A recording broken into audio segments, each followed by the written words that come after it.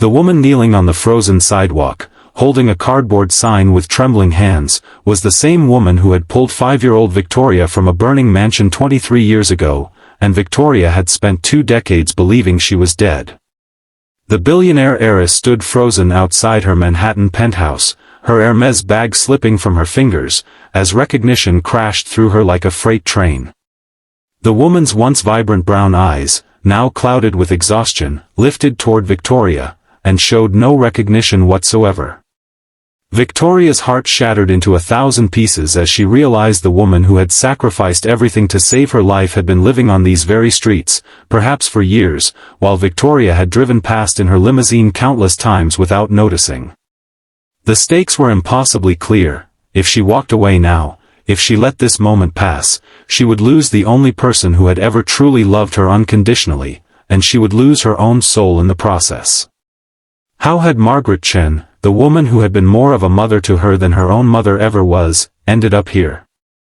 And why had Victoria's family told her Margaret died in that fire? Victoria Chen Harrington, 32 years old, stood 5'7" with luminous olive skin inherited from her Chinese-American father and emerald eyes from her Irish mother. Her sleek black hair fell in perfect waves past her shoulders, and she wore a cream-colored cashmere coat over a tailored burgundy dress, her feet adorned in designer heels that cost more than most people's monthly rent. Diamond studs sparkled at her ears, and a delicate gold necklace, the only piece of jewelry she'd kept from her childhood, rested against her collarbone. Margaret Chen, 58 years old, had weathered bronze skin that spoke of decades of hard work under unforgiving conditions. Her silver-streaked black hair was pulled back in a messy bun, and her face bore the lines of a life filled with both joy and profound sorrow. She wore a faded green jacket several sizes too large, patched jeans, and worn sneakers with holes near the toes. Despite her circumstances, there remained a quiet dignity in the way she held herself, a gentleness in her features that time and hardship had not erased. Victoria approached slowly, her legs trembling beneath her. "Margaret," she whispered, her voice cracking. "Margaret Chen?" The older woman looked up, squinting against the pale winter sun. Her brow furrowed in confusion. "I'm sorry, miss. Do I know you?" "It's me," Victoria said, dropping to her knees on the cold pavement, not caring about her expensive coat or the stares of passers-by. "It's Vicky. Little Vicky." For a moment, nothing happened.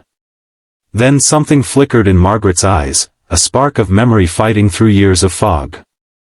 Her weathered hand reached out, hovering near Victoria's face. "Vicky? My little butterfly?"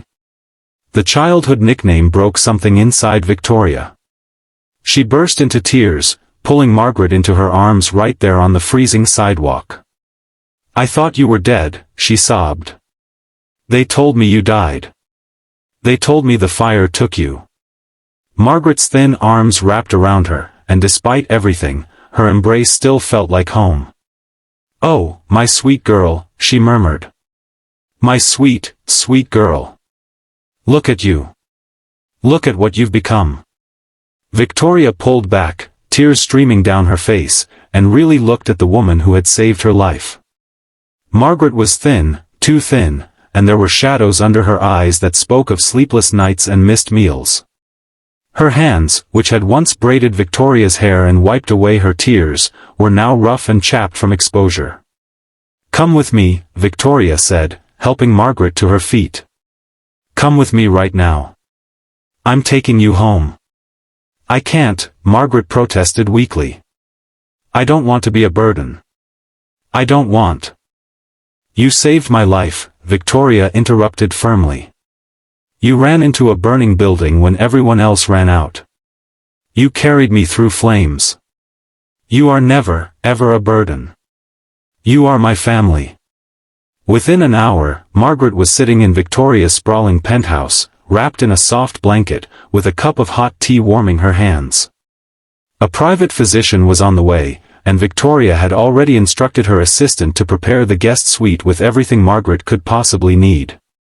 But as Victoria sat across from her childhood savior, watching the color slowly return to her cheeks. The questions that had plagued her for 23 years demanded answers. "Margaret," she said softly, "what happened? After the fire, they told me you didn't make it. They had a funeral. I cried for weeks. I left flowers at your grave every year until I went to boarding school." Margaret's cup trembled in her hands. She set it down carefully, and when she looked up, her eyes were filled with a pain that ran deeper than Victoria had ever imagined. "Your grandmother," Margaret said quietly. "Eleanor Harrington." Victoria's blood ran cold at the mention of her grandmother, the iron-willed matriarch who had controlled the family empire and everyone in it until her death 5 years ago. "What about her?" Margaret took a deep breath. "The fire wasn't an accident, Vicky." The world stopped spinning. Victoria felt as though someone had reached into her chest and squeezed her heart. "What are you saying? Your father was going to expose some of your grandmother's business dealings. Illegal dealings. She couldn't allow that." Margaret's voice shook. "The fire was meant to silence him permanently. You and your mother weren't supposed to be home that night, but your mother changed her plans last minute. When I realized what was happening, I got you out. But your parents..." Victoria couldn't breathe. Her parents' deaths, the tragedy that had shaped her entire life, hadn't been an accident? Her own grandmother had murdered them? "Your grandmother knew I knew the truth," Margaret continued. "She paid people to make me disappear. They were supposed to eliminate me, but one of them, a young man, he couldn't do it. He let me go but warned me that if I ever came forward, if I ever contacted you, they would finish the job. And they would hurt you too. So you disappeared," Victoria whispered. "You gave up everything to protect me." "I watched you from afar when I could," Margaret admitted, tears sliding down her weathered cheeks. "I saw your graduation in the newspaper. I saw when you took over the company. I was so proud of you, Vicky. So incredibly proud. But I could never reach out. I could never let you know I was alive." "But grandmother died 5 years ago," Victoria said, her mind racing. "You could have come to me then." Margaret shook her head sadly. "By then, I had nothing. I was living in shelters, barely surviving. I was ashamed. How could I come to you, this powerful, successful woman, and admit that I had fallen so far? How could I burden you with my problems when you had already lost so much?" Victoria moved to kneel in front of Margaret, taking her weathered hands in her own perfectly manicured ones. "You could never be a burden. Never. You gave me my life, Margaret. Everything I have, everything I've become, it's because you ran into that fire. It's because you loved me enough to risk everything." The next few weeks were a whirlwind of change. Victoria moved Margaret into her penthouse permanently, hiring a team of specialists to help restore her physical health.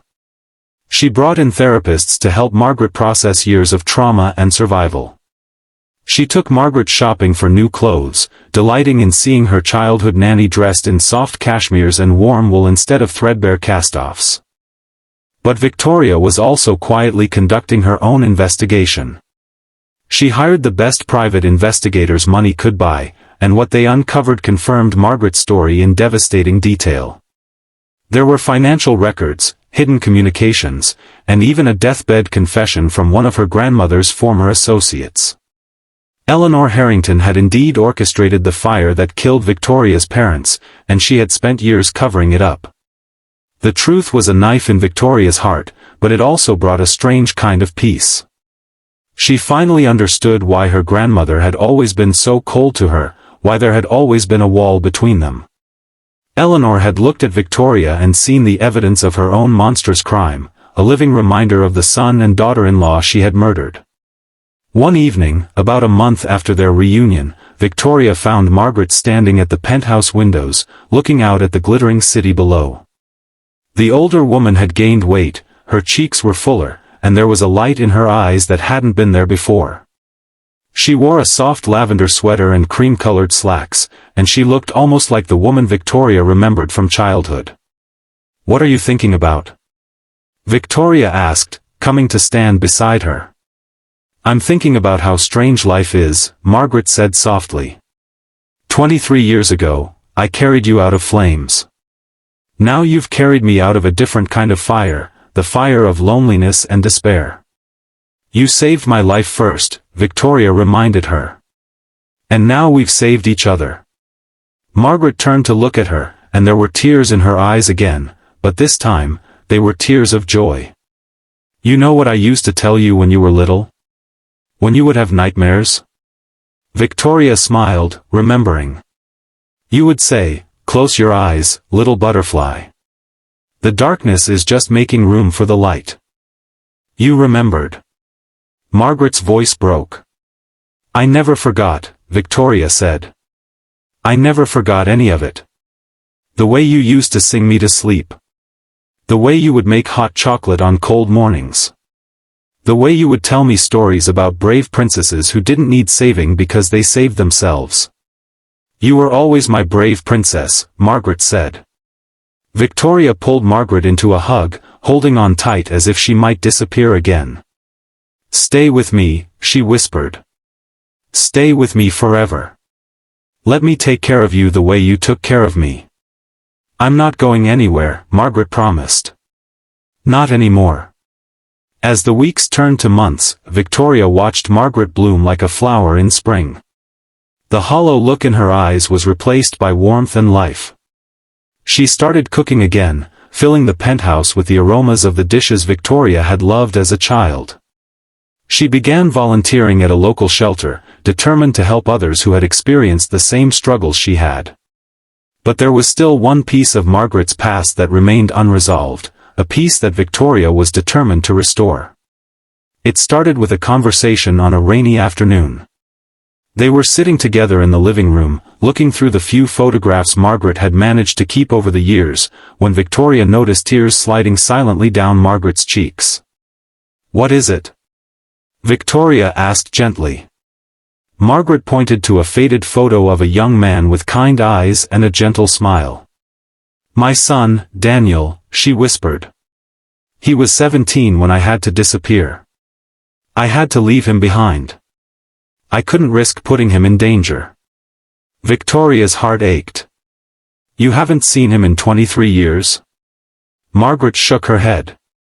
"I've tried to find him over the years, but I had no resources, no connections. I don't even know if he's alive. I don't know if he married, had children. I don't know anything. What's his full name?" Victoria asked, already pulling out her phone. "Daniel Michael Chen. He would be 40 years old now."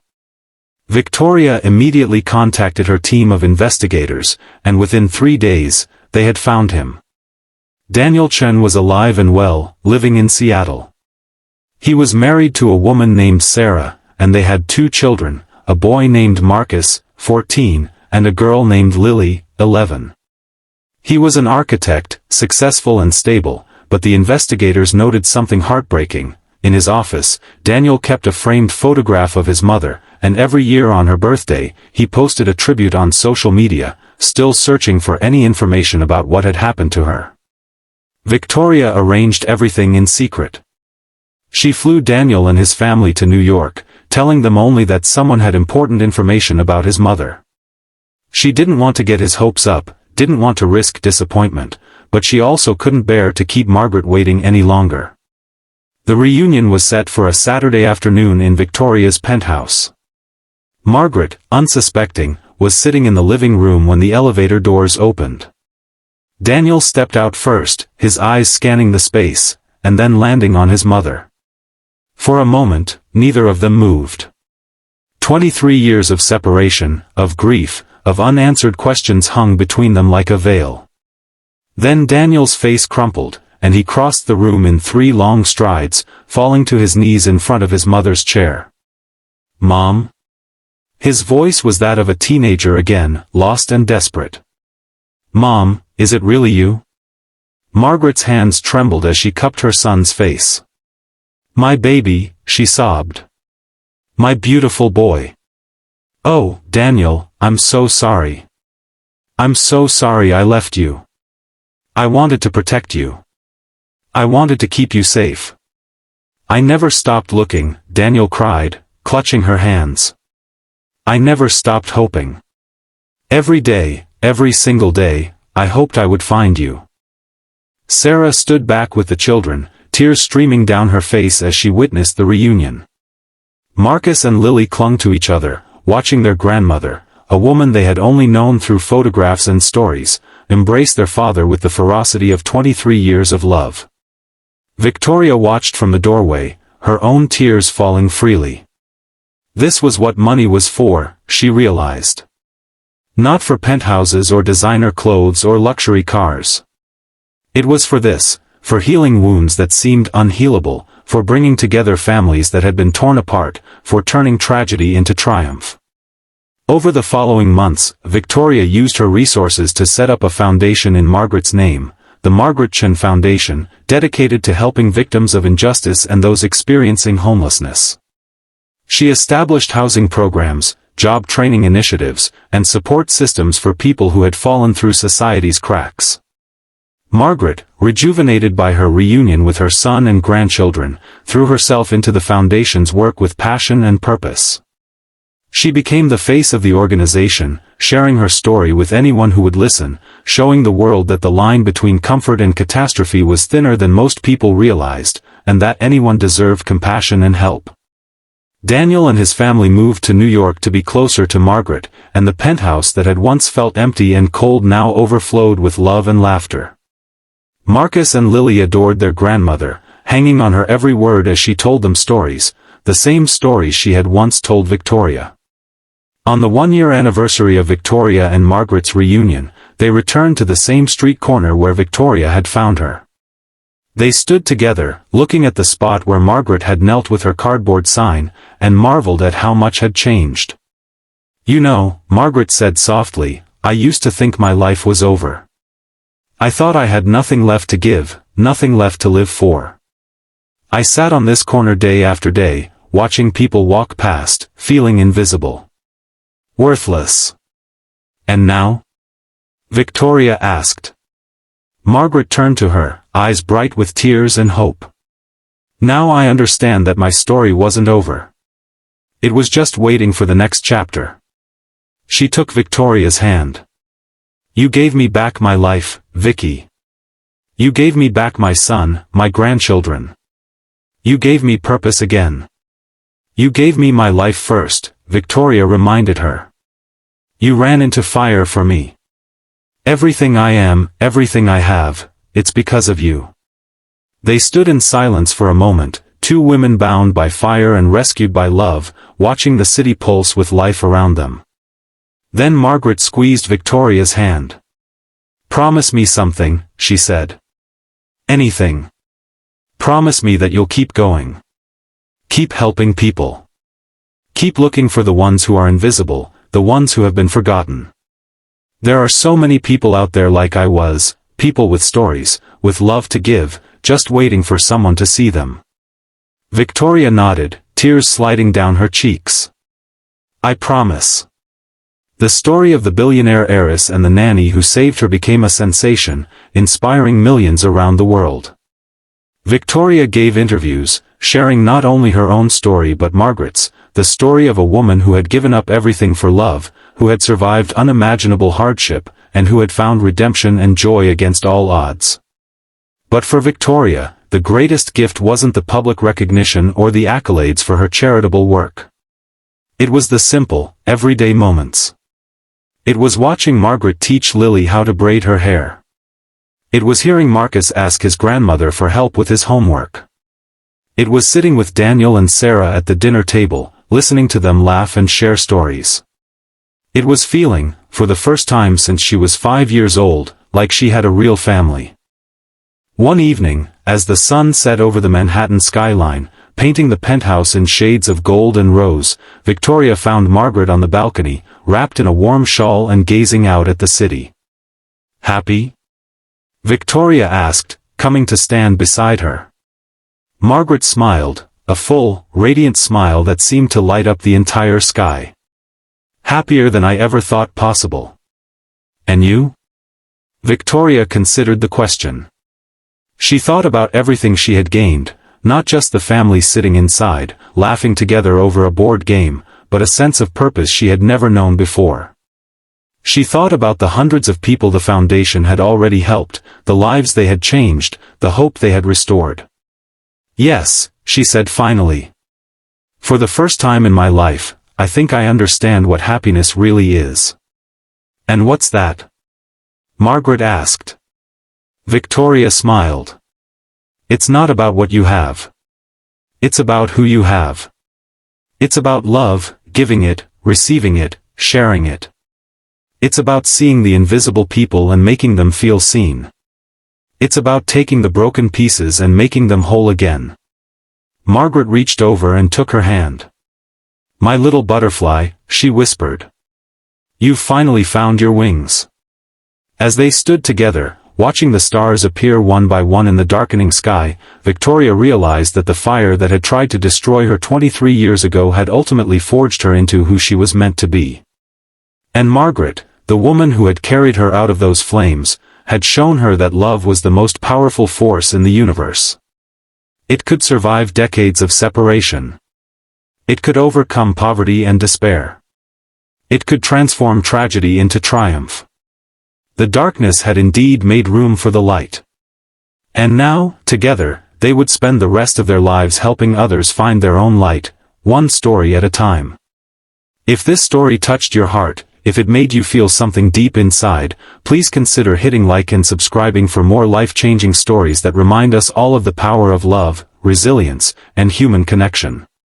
Share this with someone who needs to hear that their story isn't over, it's just waiting for its next beautiful chapter.